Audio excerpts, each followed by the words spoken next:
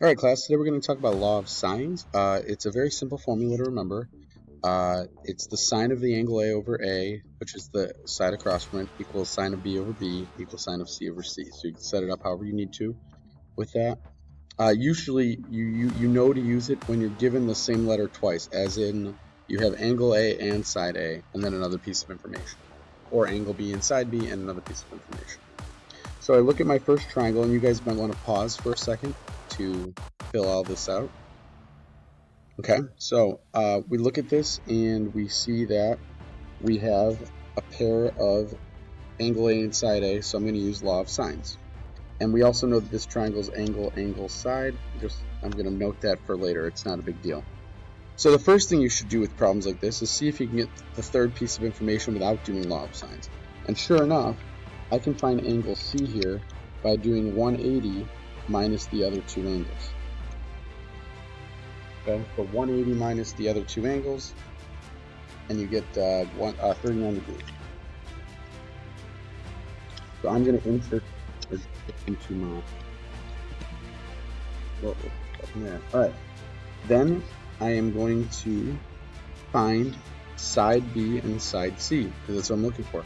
So let's find side B first. To do it, we need to use the information from A. So the sine of 29 degrees over 22 equals the sine of 112 we'll use over B, because that's what I'm looking for. If you cross multiply, you get B sine of 29 equals 22 sine 112. Then you divide and you get B is equal to, now I'm going to show all the steps for this one here, and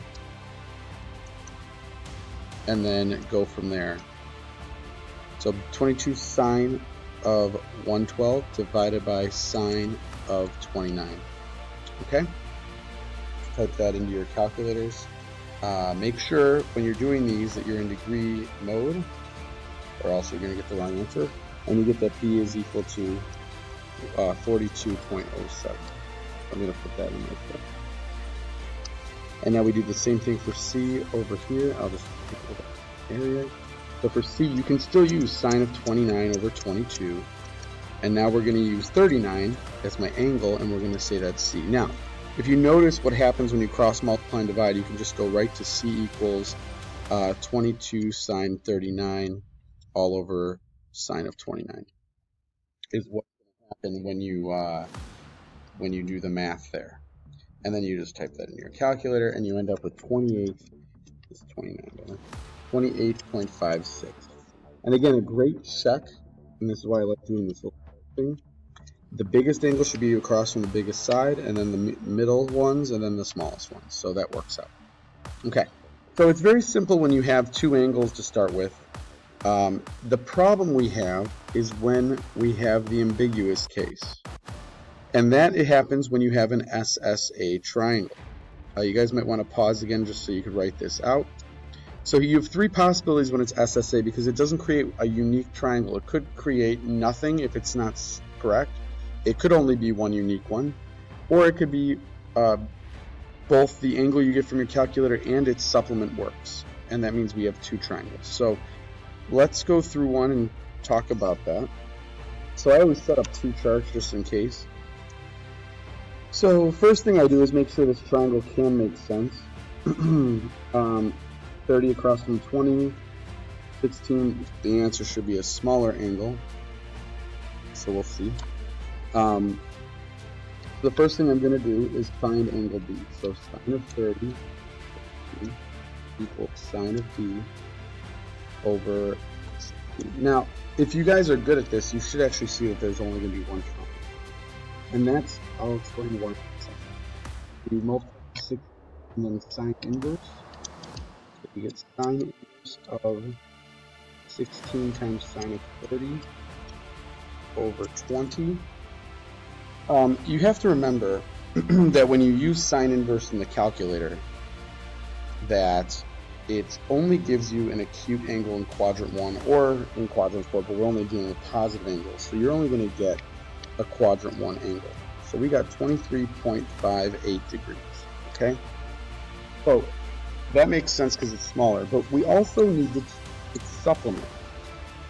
Okay, we need it. supplement. So this would be the supplement of the first triangle, triangle 1. So that's 180 minus this 23.58. So here's what you have to realize though. So we get 156.42. Well, 156.42 is huge, and it's across from the 16. And if you also notice, if you add 30 and 156, you go over 180. So either way, there is no second triangle. There's only one. We have to check the supplement because remember, there is a positive sine angle in quadrant 2 as well. And the calculator only gives you the acute angle. But sometimes the triangle could possibly have an obtuse angle at that spot, and we have to check that. So that's the whole reason behind that. Now, there is no triangle 2 here, so we can stop with that side. In fact, I'll just erase some of this line and use this space as workroom. Now we have to find the rest of this triangle. Well, the only thing we need are the C values. We can find angle C, again, from doing 180 minus 2 angles. Okay, and then once we get angle C, you can then do law of sines again. So this is 1.42. You can now do law of sines.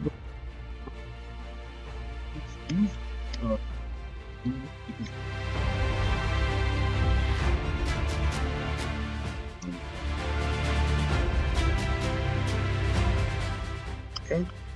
So you cross multiply and divide. C is equal to 20 sine of 126.42 over sine of 30.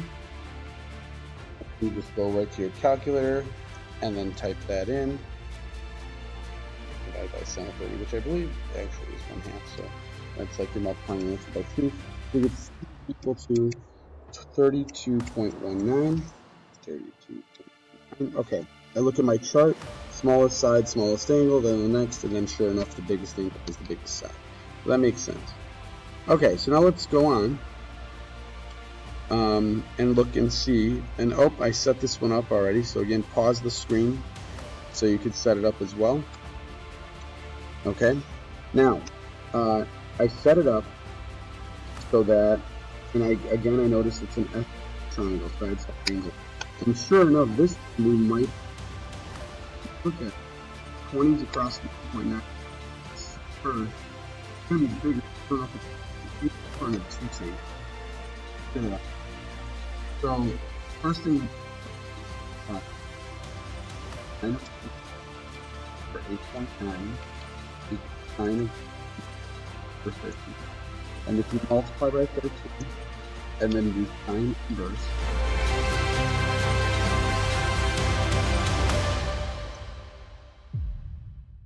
That's what you're going to end up typing in your calculator. And then when you do that, you get that the angle is 29.97. I'm going to put a 29.97. So,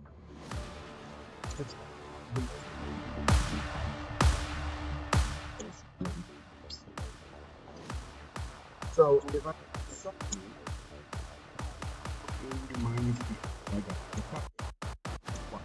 angle, that is the other possible answer that'll solve the question. So if you notice, now triangle 2 with the supplement actually is okay, because if you add 150 and 20 and then subtract from 180, you end up with a third angle that is less than 180, which means you can do the triangle. So that's how you know there's two triangles. So angle B is just going to be 180 minus the other two. I believe that is 9.97. Angle B over here is just going to be 180 minus the 20 minus the 29.97, and that was the 130.02. So now we have to find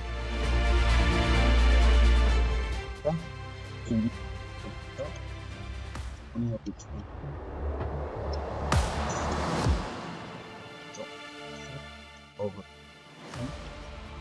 On this side, the setup is sine 20 over 8.9 is equal to the sine of only 9.97 over b. Okay. Again, cross multiply. Basically, you end up multiplying these two together and then dividing by that. I'm going to just type that in my calculator. It's 8.9 sine of 130.03 divided by sine of 20. So on this one here, b is of 19.83. 19.9. And then over here, you do 8.9 times the sine of 9.97, and then you divide by sine of 20, and you get 4.51.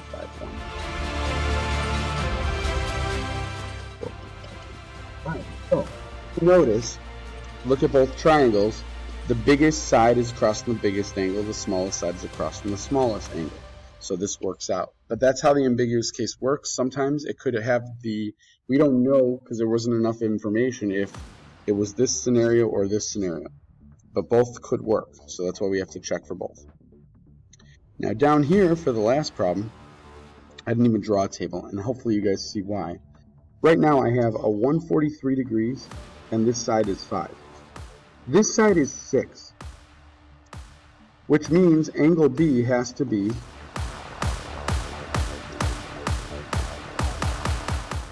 bigger than angle A. That's impossible. So there's no triangle. Because if you look at the setup, it's telling you that there's an obtuse angle already in there, 143 degrees, and that's across from side 5, but then there's another side that's side 6. That means it has to be bigger. You can't have two obtuse angles in a triangle, so we have no triangle.